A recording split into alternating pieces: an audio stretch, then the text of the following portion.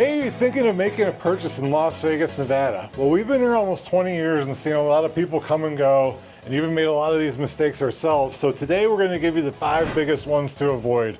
My name is Matthew, and this is my lovely wife, Dr. Dre, aka Adrianne, and we're here to help you out. If you stay to the end, we could tell you the biggest mistake I've seen ever and some of the things that we've done ourselves that have wrecked years of our lives. Whoa, that's dramatic. Oh, but it did. So, if you want your home buying experience to be more like an episode of House Hunters instead of a disastrous car wreck, stay until the end and we'll talk to you about the biggest no-nos that we've seen in our time here and a lot that we've committed ourselves. All right, the number 1 biggest mistake people make in making a home purchase in Las Vegas, Nevada is waiting too long to find a realtor. I know most people think that you just kind of shop around on the internet, go on Zillow, get your financing in order, wait till you have 20% down, find the exact perfect house, and then you call a realtor. That is the absolute worst way to go about it. We've been helping people, hundreds of families over the course of 12 years, and we know how it's done. You definitely want to call. We're giving you free knowledge. We'd love for you to contact us. Jump on a Zoom call. Even if you're not moving here and you're considering it, we don't mind. Drop a comment below, call us, we'll connect with you and tell you what to do and what not to do. When you're moving from out of state, it's such a big move. You really need to partner with someone who, just a couple minutes, we get to know you, and first of all is finding out the location. So just a little story, just recently we had some friends' parents looking for a house out in Boulder City. They were dead set, they knew what they wanted. Once we got them out there in person, they were horrified by what you got for the price. And it wasn't just because of the market, it was just because of that's what it is out there. We were able to get them into a house that was 60 years newer for actually less. So please follow our advice. Going with, the waiting too long to hire a realtor, another problem that we see with that is people doing their own research. Like everybody has ChatGPT, we all have Google. You're on YouTube here for a reason, probably because you're not getting the information you want. Sometimes we're going to tell you things that you don't want to hear, and that's just the way it is, because maybe it's not the best place for you. But trying to ask your friend's cousin's brother, like what they did 20 years ago or what they know about Las Vegas from the one time they came here back in the 90s, that's not going to get it done.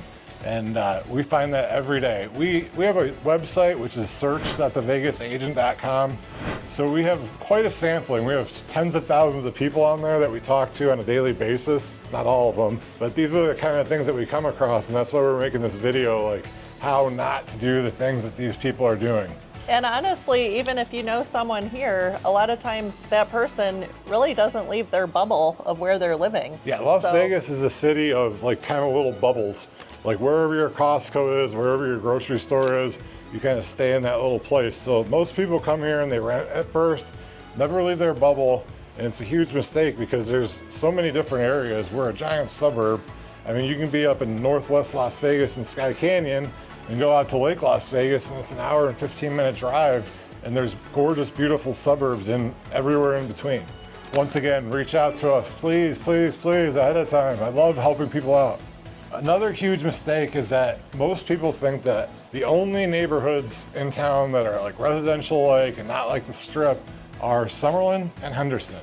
Since we've run this website for years and been realtors for 12 years each, it's just constant, like Summerlin, Henderson, Summerlin, Henderson. People call and ask for Summerlin, Henderson. Summerlin is on the west side of town, the furthest west out into the mountains, and they're blowing up mountains to build more houses. Henderson is southeast of the airport and is 12 zip codes and continues all the way out to Lake Mead. And is an actual city. It's a city of 300 and something thousand people. Yes. It's got its own downtown. There's downtown Summerlin too. And they're both fine places to live, but it really does depend on where do you work? Why are you moving here? Where does your family live? What do you like to do? If you own a boat, you do not want to live in Summerlin and drive halfway across the creation to go to the marina, stuff like that. Anybody can go on ChatGPT. We all use it. We all use Google. We're looking at blogs. We're looking at stuff like that. But why you're probably watching this video is you really want to know how it feels to live in a certain neighborhood. What does it feel like to live in Summerlin? What does it feel like to be on the Strip? We have all that experience of living all over the country, at least I have, and what does it feel like to live in Las Vegas versus Houston, Texas, versus Los Angeles, California, versus Cleveland, Ohio. Go Bucks ranked #1, Jeremiah Smith. So there's not quite yet AI that can tell you how it feels to see 500 kids get off the bus in a certain neighborhood. There's not a way to tell how it feels, when it's 120 degrees out. That's why we're here to help you out, kind of be your guides to moving here. The number 2 biggest mistake that I have seen over my years here is people that are trying to perfectly time out the market. Now, if you're a real estate investor that has a place to live, maybe you can try to do that. But more often than not, I have a database full of people for the last 12 years, even before that. Everybody's waiting for this perfect time. People think the market's going to crash. I am not an economist, but all the economists say it's really not, I would say financially, but numerically possible. There just aren't enough homes available for sale for the market to crash again like it did back in 2008, 2009. Right now, the news stories have been inventory's through the roof, inventory's crazy. We have less than 8,000 homes for sale. Back in the day, we had 22,000 homes for sale on rickety-crickety loans. And if you really want me to get into this, me and you can watch The Big Short together. And that's kind of like explaining what happened back then. It's a completely different scenario. I can't predict the future, so don't hold a gun to my head and say, like, oh my God, you told me this wasn't going to happen. But real estate tends to go up in value. If you're buying a house to try to flip it just because of the way the market's going, that's on you, And just to put it in perspective, if you were to wait and rent another year, that could be $15,000 that you're... Oh, it's way more than that. I mean, if you're looking at a 2-bedroom apartment, you're $2,000 a month, $24,000, 2 years, $50,000, 3 years, $75,000. But that money can be going towards your mortgage, building up your equity, versus waiting until your lease is up. I mean, I have people that I have conversations with, I'd say like 2 to 4 times a year. They're still waiting for this, they're still waiting for that, but they have missed opportunity after opportunity after opportunity. Back in 2009, the house that we live in sold for $100,000. Now it's trending towards $600,000. So there's a lot of times in between there where you could have bought it for $200,000 and still made a deal. Almost any time you look in the rearview mirror and say, man, I wish I had bought then. It could have been a better interest rate. It could have been a better price. It could have been a better sale if you're looking at a new home. Don't try to time out the market. If you can afford to buy a home and call us. And if there's like concerns about this, that, or the other thing, we can talk through it. We have proof. We have people that we can, put you in touch with to kind of sort out the facts and things like that. We're professionals. We do this every day. We can back up everything we have to say. I look at statistics every week. It's all backed up. There's, huge economists that we subscribe to. Like, what do they always say? When is the best time to plant a tree? 20 years ago. When's the second best time? Today. So let's get the boots on the ground. Let's get you into a home. If you had bought a home, almost any home in 2009, 2010, I know because I made 100 offers around that time and didn't get any of them, because cash investors rule the roost when things happen like that. Those houses now are worth $500,000, $600,000, $700,000 with no improvements. And if you bought one for $100,000, put down a $3,500 down payment, it'd be half paid off. You'd have hundreds of thousands of dollars of equity in each one. I mean, you're talking millions of dollars if you bought 3 or 4 of them. It's crazy to think about. So speaking of insane deals, as you're watching this right now, it's October. There are insane deals to be had. You got to know where to look for them, and we know where to look for them. They talk about inventory sitting. The inventory is sitting because if you price your house at the same level, people talk about inventory just sitting there. Well, inventory that is priced right or is a nice home for the money sells right away, just like it always has and always will. If you're trying to sell your model match that's been a rental for 20 years, versus somebody's home that they've upgraded and kept nice, you cannot charge the same price. So there's a lot to be said about that. Like, it's not just sitting there. There's an art to pricing your homes right, and a lot of the prices sitting on the market that are overpriced could be a stubborn seller, but that could be the deal of a lifetime. We're able to get these fantastic interest rates through new home builds, 2%, 3%, 3.75% fixed for 30 years. We can get those same deals on resales. We can work it into the price. We have magic lenders that can do all kinds of cool stuff. So there's something to consider. call us and we can kind of further explain that to you. Another big thing right now is that really kind of the last 15 years, the Las Vegas market and kind of the national market has really been geared more towards home sellers. You could post your house, whatever price, you may have to wait a week or 2 or 3, but you're probably gonna get at least 2 offers and sell it. It's not completely flipped numbers wise, but it is really more feeling like a buyer's market. You can take a little bit of time. You don't need to feel rushed. You can do house hunters. We can go look at 5 houses in a day, and if it's been on the market over 30 days, it's overpriced. That's it. There's one objection to real estate, and it's price. So for the first time in 15 years, you actually get to be the one in the driver's seat and make a decision you feel comfortable with. You don't have to bypass inspections. We're not really dealing with appraisal deals. There's not multiple offers, so you don't have to like be battling it out, raising prices. Yeah, you're not gonna have to accept the house, as is with no repairs. It's really a good time, and that's probably gonna last for a while. At least until the end of this year. Things might be different after the holidays. They usually are. I don't know. There's a reason that interest rates are kept high. If we lowered interest rates from like 6.5% to 5.5%, it would be crazy. Prices would go through the roof again. At this point in time, get the house you want. We can negotiate a great price. And then the second interest rates drop, as he was saying, maybe to that 5.5% range, you can refinance. So at least you've got the house you want. You got a great price on it thanks to our negotiating skills. And then when the rates drop, you can refinance to get that lower rate. Yeah, like buying a house is a long-term thing. Buy it, you're locking in your price. Interest rates are gonna go up, they're gonna go down, they're gonna go left, they're gonna go right. But when you buy, are locking in that price. That's what you owe on the house. So this morning I got a text from my lender that says we're around 6.25 for a 30-year fixed. So if you buy a house today and have a certain payment, and then let's just say at some point in the future you can get it down to 5%, not only you could have a cheaper payment, you could have the same payment and pay your house off in like 15 years. And all those little tips and tricks with mortgages, and if you make 1 extra payment a year, you're cutting 7 years off the loan. Call me and we can talk about those little things. It makes a huge difference what you can do. And the biggest mistake I see with people timing things out, if you live in a rental and you can afford to buy a home, pull the trigger. You are living in somebody else's home, paying their mortgage, and at some point, the value of the house is gonna go up, they're gonna need money, and they are gonna throw you out.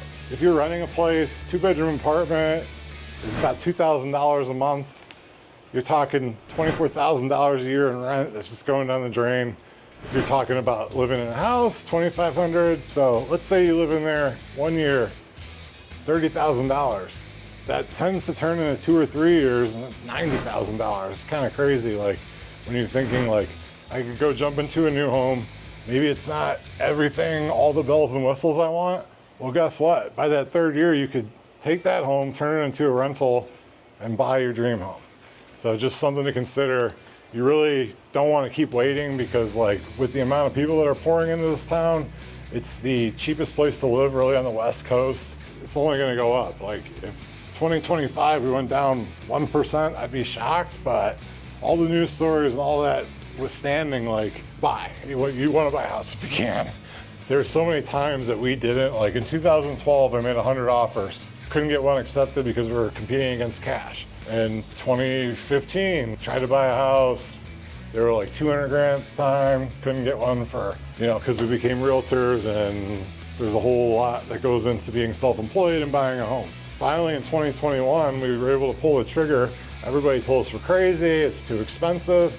Well, we got a house for just over 400 grand. We knew the listing agent, paid too much, we overbid, but we got a 3.25% interest rate that we're gonna have for life, and we know what we're gonna be paying from now until whenever. And honestly, I'd probably never get rid of this place. I'd just leave it sitting here. Like, it's an investment, it's a 401k. And just a fun fact to show off his negotiating skills. I remember when we got the house, we had to have the highest offer, so you get the highest offer in, but once they accept your offer, there's always other negotiations. Yeah, so we had our home inspection, and there were quite a few issues that came up, And this guy negotiated quite a big chunk Yeah, for we the ended home up getting inspection. like five grand more off, a couple years off. Home warranty, it was great. Just wanted to plug his great skills. Both of us are great negotiators. It's the only time she's nice to me. And then the number 3 biggest thing that I see that people make a mistake in buying a home in Las Vegas is looking at the entire city. It's too big. It's 2.4 million people. Sky Canyon to Lake Las Vegas is an hour away of people anywhere in between.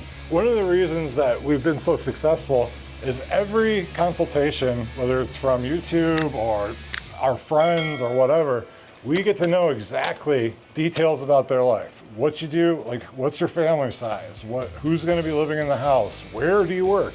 You might wanna be close to that.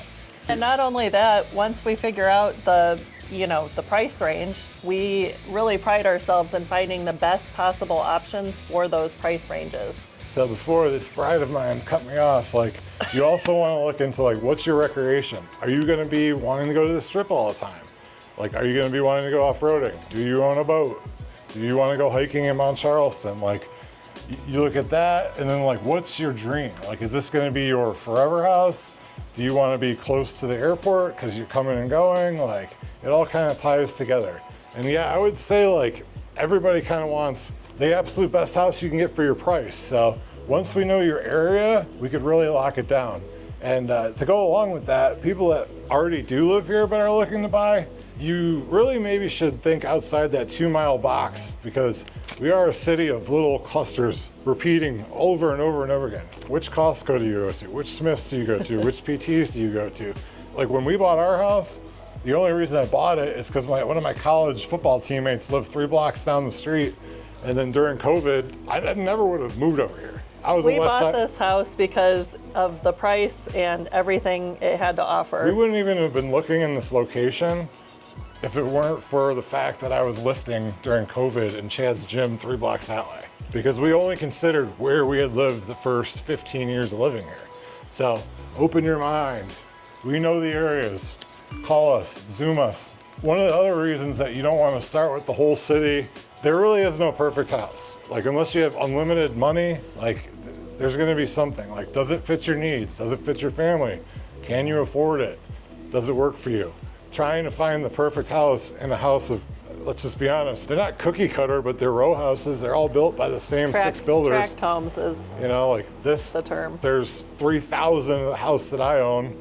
It's kind of weird when you go into your model and it's the same exact thing. So there's 3 rules of real estate, as they say: location, location, location. If you start by going online and going North Las Vegas, Summerlin, Henderson, Southern Highlands, you're going to be so burnt out that you're just going to buy the first thing that you can. Trust me, I've seen it a million times. Do not blow your wads, so to speak, before you get into making offers and negotiating home inspections.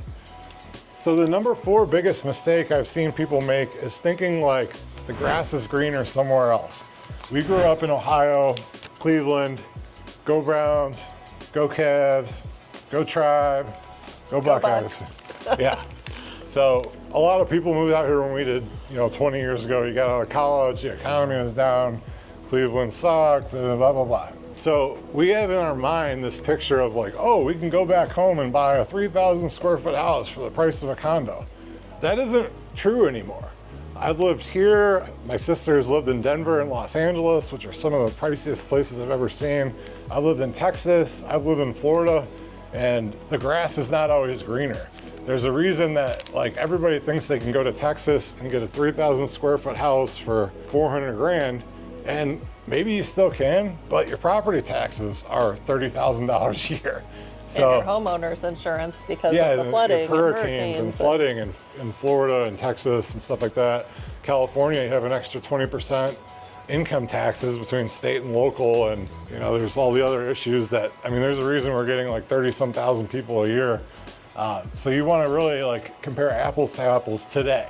What can you get today in Ohio? Even in Ohio, what are the property taxes? Do you really want to be dealing with snow? do you want to move to, Michigan and have a horrible football team? So, like, why would you want that? Why would you want that? They've gotten lucky a couple years. So, big consideration is the grass is not always greener. People are always thinking about where their favorite team is, and that's where they should move to. It is very important to have a solid foundation of sports teams. And although the Raiders stink this year, we'll see how that goes. We got Mr. Tom Brady involved.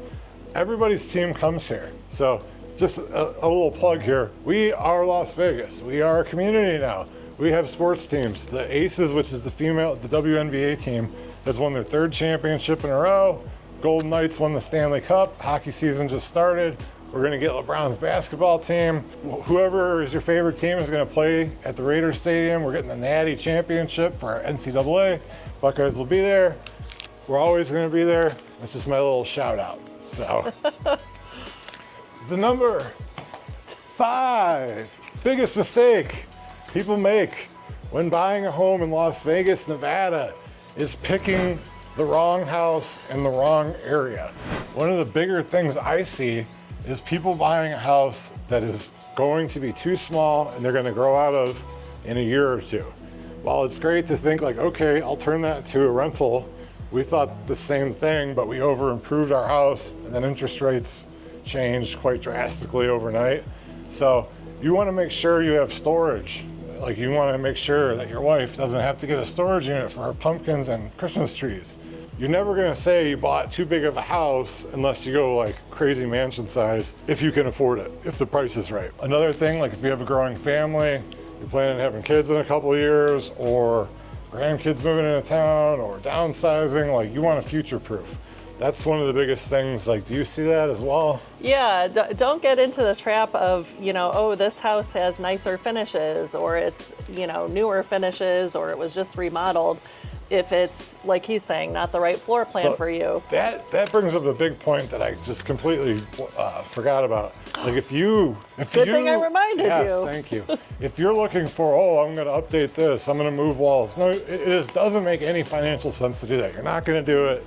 Once you're moved in there, it's not going to happen. And if you want a pool, get a pool up front. It's extremely expensive and a big pain in the ass to put one in, and you're talking well over 6 figures to do it. And now there's a huge restriction on the size of pool you can put in. You could put a 600 square foot pool in. But that's a lot smaller than, say, this pool. It's about the same size. No, it's smaller. On the other hand of that, we have people that are moving here from California, and they've lived in a 4,000, 5,000 square foot house for their whole life, and they want to bring all this huge furniture that they've had. Maybe you don't need such a big house. That's one of the situations I'm saying, like, you don't need 3,000 square foot house for 2 people.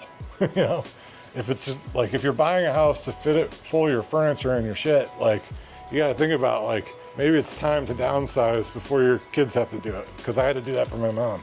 So another reason, like, we have a whole process in place. Like, we love to hear from you. So if you want to comment below, you can hit me up on the phone, cell phone, email, whatever. We'll get you taken care of. WhatsApp? I don't have WhatsApp. I do. I don't, because I'm just joking. Okay, and thank you for staying to the end. So what we wanted to kind of go over is like our journey of moving here. Like, I moved here in 2006. I was a young bachelor and lived 3 people in a 2-bedroom apartment. It was hell. So by the time she moved out here and we got around to trying to buy a house, it was 2009, 2010. And like what you hear on the news now is the same stuff you heard on the news then. Like, the market crashed, blah, blah, blah. But what happened is those houses got bought up. Inventory was low, and we just did not believe that was happening. So finally, when we got around to it, we started making offer after offer after offer. We made 100 offers and didn't get a home. And it was like so defeating that we just gave up for years. The biggest mistake that we've made is other friends of ours, like my friend that lives on the street, he bought, like, when you could buy a 4-plex for 100 grand, we tried to do it. When they went to 200 grand, we thought, oh, this is too expensive. Not gonna do it. Well, a lot of people did make those purchases and investments, and now those are worth 600 grand. So don't let your emotions kind of defeat you. It can be hard, but like with us behind you, it makes it easy. We've lost out on millions of dollars because we were so stubborn about oh, this is $10,000 too much, we're not gonna buy.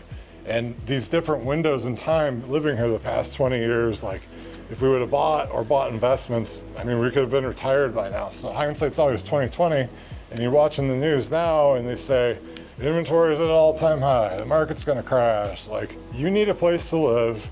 We know where to get you the best prices. If you can get a 3 to 5% interest rate, live in a brand new house where we live in the desert. We don't have hurricanes. We don't have floods normally. Like, you're gonna be good on that house for 10 to 15 years. So we'd love to hear from you. Set up your Zoom call today. And I can't wait to hook y'all up. And on top of that, there's probably about 75 other mistakes. So please call. If you disagree, comment below. We can talk it out. I love to argue. Let's do it. I can vouch for that. Yeah.